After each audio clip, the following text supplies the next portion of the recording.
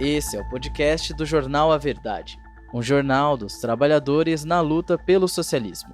Fique por dentro da luta dos trabalhadores através do nosso jornal impresso. Basta entrar em contato com os nossos brigadistas ou através do nosso site, averdade.org.br. Justiça por Marielle e Anderson. O texto é da Giovana Almeida, do Rio de Janeiro.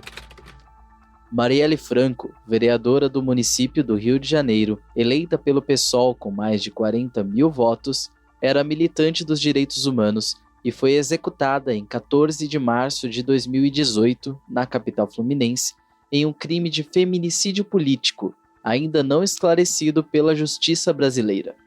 Na ocasião, também foi assassinado o motorista Anderson Gomes, que trabalhava com a parlamentar.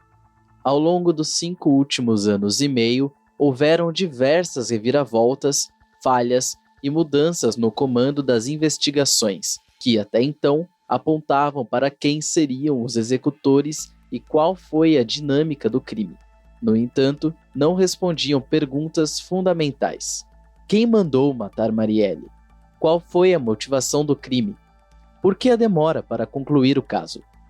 No último dia 24 de julho, a Polícia Federal anunciou que um dos envolvidos, o ex-policial militar Elcio Queiroz, confessou sua participação no crime e confirmou que o autor dos disparos foi o também ex-PM Rony Lessa, que já estava preso. Além disso, foram fornecidos os nomes de outras pessoas que atuaram no planejamento e no apoio do crime, o que impulsionou as investigações. Dentre elas, o ex-bombeiro militar Maxwell Simões, Suel. Porém, ainda que essas novas informações sejam importantes, são insuficientes para responder quem mandou matar Marielle Anderson. Assim, diante da demora para obter resultados mais concretos do que havia sido investigado até então, e diante da suspeita de que membros da polícia próximos a milicianos estariam influenciando os rumos das investigações, a ex-procuradora-geral da República, Raquel Dodge, solicitou pela primeira vez ainda em 2019 a federalização do caso, ou seja, que a investigação passasse às mãos da Polícia Federal e do Ministério Público Federal. Na ocasião, a família de Marielle não concordou com a proposta, pois o governo federal estava com o fascista Jair Bolsonaro e seu ministro da Justiça, Sérgio Moro. Nunca é demais lembrar que o executor de Marielle, o PM reformado Rony Lessa, era vizinho da família Bolsonaro num condomínio de luxo na Barra da Tijuca. O pedido de federalização foi negado inicialmente, porém, em fevereiro de 2023, o novo ministro da Justiça, Flávio Dino, levou as investigações à alçada da Polícia Federal. Com a mudança no governo federal, as famílias de Marielle e Anderson passaram a apoiar a federalização das investigações. Essa medida foi determinante para que se alcançassem os recentes avanços. Fascismo e violência política. A trajetória pessoal e política de Marielle sempre foi marcada pela luta contra as desigualdades, o racismo e a violência de gênero. O feminicídio político da vereadora expôs uma rede miliciana de característica racista e misógina, que possui relação com os poderes de Estado e marcou a história política nacional e internacional. Segundo o relatório anual da Anistia Internacional, o Brasil é o 4º país no mundo em que mais ocorrem assassinatos de defensores dos direitos humanos. Nas últimas eleições, em 2022, praticamente todas as candidatas negras sofreram pelo menos um tipo de violência política, segundo o mapeamento do Instituto Marielle Franco. Além disso, 67% dos cidadãos brasileiros disseram ter medo de sofrer violência por conta das suas posições políticas, segundo pesquisa do Datafolha. Essas violências aumentaram nos últimos anos, desde o governo do fascista Bolsonaro que, em diversas ocasiões, enalteceu torturadores da ditadura militar, iniciou o ódio contra a esquerda e os movimentos sociais, fez falas machistas racistas e LGBTfóbicas e, após perder as eleições presidenciais, contribuiu para a articulação de uma tentativa de golpe contra a democracia e o povo brasileiro. Marielle presente. Em um dos seus últimos discursos no plenário da Câmara Municipal do Rio de Janeiro, Marielle Franco disse, abre aspas, não serei interrompida. Não serei interrompida, não aturo o interrompimento dos vereadores desta casa, não aturarei de um cidadão que vem aqui e não sabe ouvir a posição de uma mulher eleita. Apesar de seu assassinato ter sido uma tentativa clara de calar tudo que Marielle representava, seu legado e sua política permanecem vivos. Quem achou que matando Marielle calaria os que lutam, perdeu. Sua memória, ainda como a de várias outras lutadoras, serve de combustível para todas as pessoas que lutam contra o fascismo, a violência política e as injustiças sociais. Nossa resposta deve ser espalhar pelo Brasil um chamado para resistirmos à brutalidade, para ocuparmos e transformarmos os espaços de poder. Um chamado coletivo para falar de Marielle, que é também falar sobre um projeto de sociedade que ela representava. Um chamado coletivo para denunciar sua execução, pois falar disso é denunciar o sistema que a matou. Vamos seguir lutando pela punição dos fascistas mandantes desse crime e de todos os fascistas que atentam contra a democracia. Não permitiremos que as vozes do nosso povo sejam interrompidas. Alguém queria Marielle morta. Foi uma questão política. No último dia 24 de julho, a Polícia Federal divulgou o depoimento de Elcio Queiroz, o piloto do carro utilizado nos assassinatos da ex-vereadora Marielle Franco e de seu motorista Anderson Gomes em 14 de março de 2018.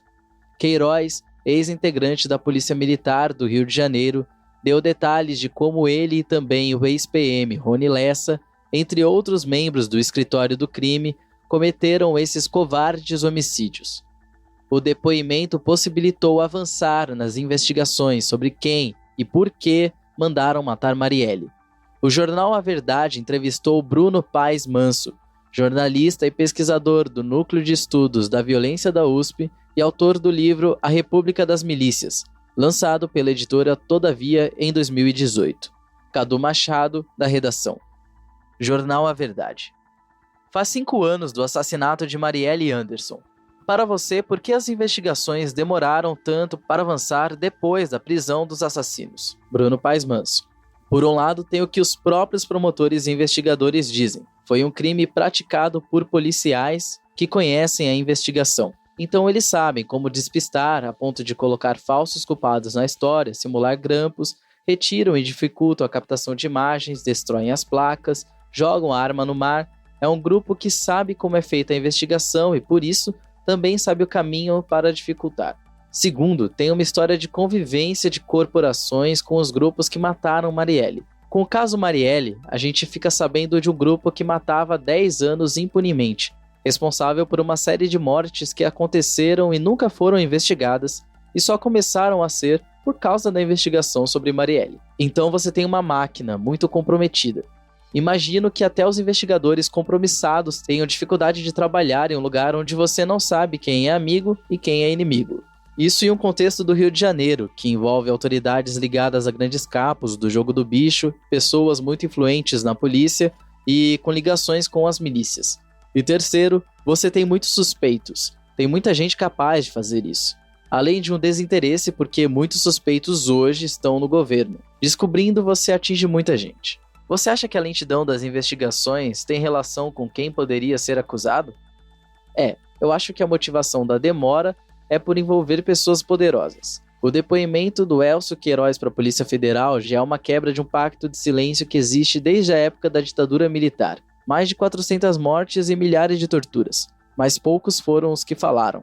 Esse pacto de silêncio é muito respeitado entre os paramilitares, grupos armados radicais ligados ao Estado e à polícia. É muito difícil você ter um depoimento entregando os mandantes. No caso do Elcio Queiroz, ele rompe esse pacto de silêncio, assume o caso e dá detalhes de como foi o crime, o que já é um grande avanço. Isso já é bem importante porque o caso não foi a júri ainda, e temia-se que eles próprios fossem inocentados. Então você já tem uma confissão e o detalhamento do crime.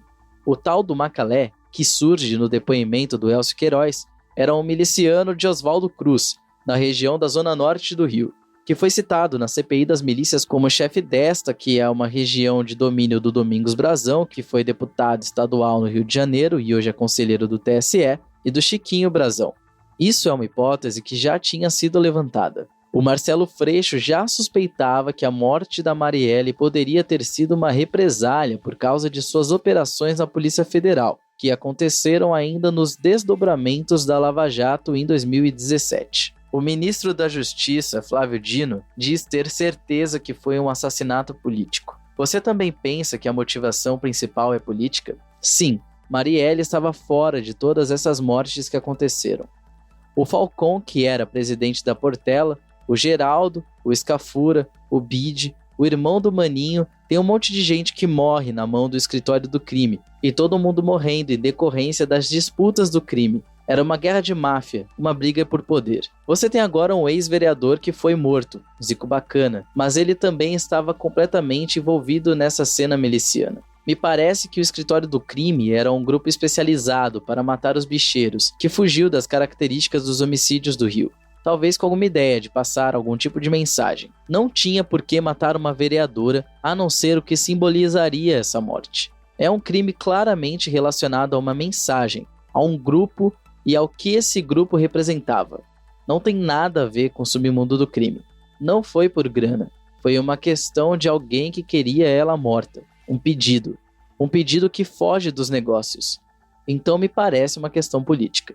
Queiroz descreve uma cadeia de assassinatos em seu depoimento. Você pode falar um pouco mais sobre essa indústria da morte no Rio de Janeiro?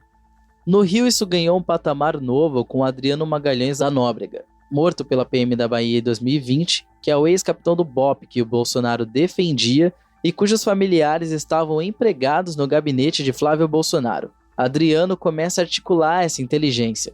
A partir da sua prisão em 2005, ele percebe que a carreira dele na polícia fica comprometida e vai trabalhar para a família Garcia, uma família de bicheiros em que os capos Miro e Maninho tinham morrido e o espólio da família passa a ser disputado. Adriano é contratado por um dos lados e essa guerra familiar é muito cheia de mortes, traições e tudo mais. Adriano entra nesse nicho porque os bicheiros que tinham conseguido dividir o estado do Rio de Janeiro territorialmente e chegar a uma paz estavam envelhecendo e perdendo poder. Então os filhos começam a brigar e aí você tem uma nova disputa por poder. Adriano entra nessa como um matador especializado, fazendo esse escritório do crime. E vem outras pessoas, de outras corporações, fazendo a mesma coisa que Adriano. Rony Lessa, por exemplo, vai trabalhar como segurança do Rogério de Andrade.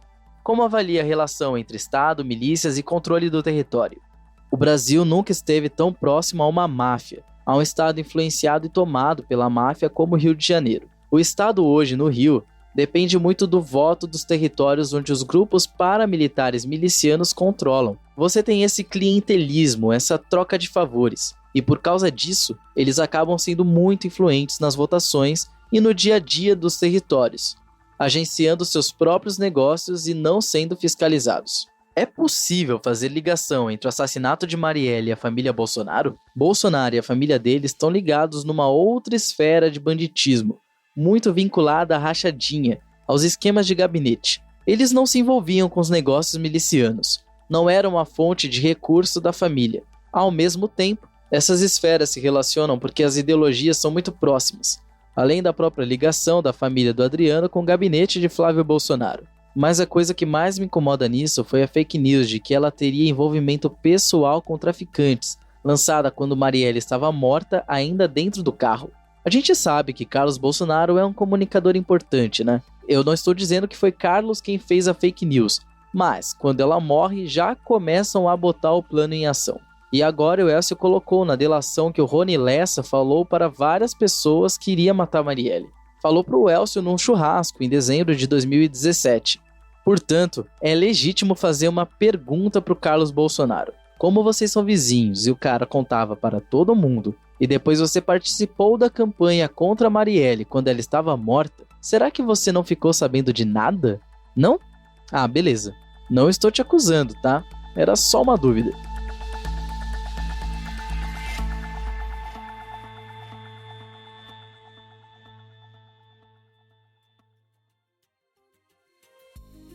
Você ouviu uma matéria da edição número 277 do jornal A Verdade, um jornal dos trabalhadores na luta pelo socialismo. Nosso jornal não depende dos grandes ricos para se manter. Construímos há 23 anos uma mídia popular e independente. Para apoiar, considere adquirir o nosso jornal impresso com os nossos brigadistas ou fazer uma assinatura através do contato no site averdade.org.br. E não deixe de nos seguir nas nossas redes digitais para não ficar por fora de nenhuma notícia.